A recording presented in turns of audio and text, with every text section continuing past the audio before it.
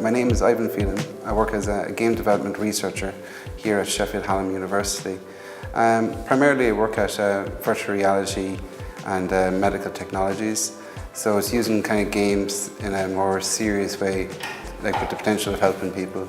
And we use things like Unity and Unreal Engine to make kind of new experiences. An average day is using things like the HTC Vive and the Oculus Rift.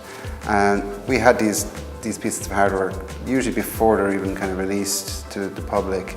And we've been kind of coming up with new ideas of what would be useful in the medical kind of area with these devices. And by talking to occupational therapists and consultants, they may have a need for it, but then we come up with some kind of an interesting way to use this hardware in a fun way for patients. And so for instance, we're trying out stuff with prosthetics to train how to use a prosthetic arm. But the thing that we actually make is still quite fun. It may be actually helping people, but it is actually still fun to make and to play. Because if it's not fun to make, it's usually not fun to play. So after leaving school, I did a degree in software engineering. And for a period of time I worked as a software engineer, but it's traditionally a bit more serious type of coding stuff. But my heart really is with game development. So I decided to do a master's here at Sheffield Hallam University, and from that I really wanted to stick doing games development. But then I realised there's other types of game development other than just entertainment. There's also kind of more serious kind of ways you can actually use games. And after finishing my course, I got a job at Sheffield Hallam University doing that kind of work, and haven't looked back since. I really enjoyed it.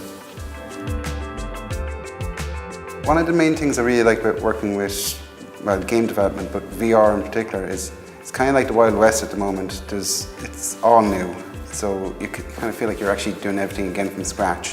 Whereas a lot of games, it's kind of all the different mechanics have been done, you know, the types of games that you can play. It's very hard to make something new. But with VR, everything feels fresh again, so it's quite an exciting time because you feel like you're actually breaking new ground. The kind of work I do is more programming, so that would mean like you'd have to have a strong enough maths background, but if you know some code or if you're very good at logic in general, that's what's really needed. Like, you don't have to be like amazing at maths to be able to code, you just have to have strong kind of logic. But there's other areas in game development, such as art and design, and they all have to work together in order to make a game. So you have to be able to work together with artists and designers and other programmers to get a game made, because these days they're huge, like the size of games, it could be hundreds of people, and it does require a lot of people to work together. There is also indie games, which are smaller teams, but this day and age it's very hard for one person to make a game on their own. You do kind of have to work together. Get out there and do some coding tutorials online, and that'll help a lot for when you actually go to college, then that you're hitting the ground running like. So to get into the game industry, I suppose there's several different ways. One is independent games. Now you could make your own independent game company and you can get the software for free.